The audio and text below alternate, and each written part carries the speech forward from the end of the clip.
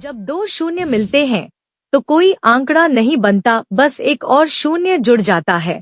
इसी धारदार पंक्ति के साथ संजय निरुपम ने एक बार फिर उद्धव ठाकरे पर निशाना साधा है।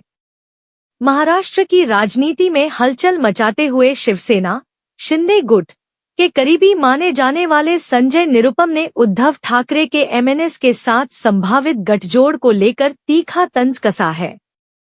निरुपम का कहना है कि उद्धव ठाकरे को अपने पैरों पर खड़ा होने के लिए कभी कांग्रेस का सहारा लेना पड़ता है तो कभी मुस्लिम वोटों की राजनीति करनी पड़ती है, और अब उन्होंने महाराष्ट्र नवनिर्माण सेना एमएनएस के साथ गठजोड़ की दिशा में कदम बढ़ाया है। पर इसके लिए भी उन्हें सबसे पहले कांग्रेस की अनुमति लेनी होगी, क्योंकि वे अब कांग्रेस से पूछे बिना कोई निर्णय नहीं लेते। दोनों पार्टियां घाटे में चल रही हैं। निरुपम यही नहीं रुके।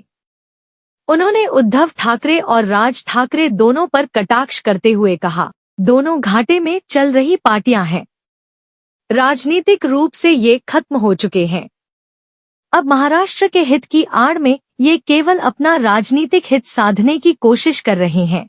उनका स्पष्ट आरोप है कि जनता ने दोनों दलों को नकार दिया है और अब ये अपनी राजनीतिक जमीन बचाने के लिए एक दूसरे का सहारा ढूंढ रहे हैं। महाराष्ट्र की राजनीति में यह बयान ऐसे समय में आया है जब आगामी चुनावों को लेकर गठजोड़ और समीकरणों की चर्चाएं तेज हैं।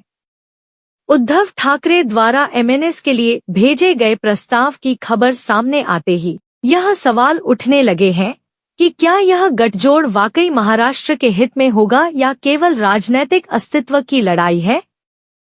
संजय निरुपम के इस बयान ने राजनीतिक गलियारों में एक नई बहस को जन्म दे दिया है। अब देखना दिलचस्प होगा कि कांग्रेस इस मुद्दे पर क्या रुख अपनाती है और एमएनएस इस प्रस्ताव को कैसे लेती है।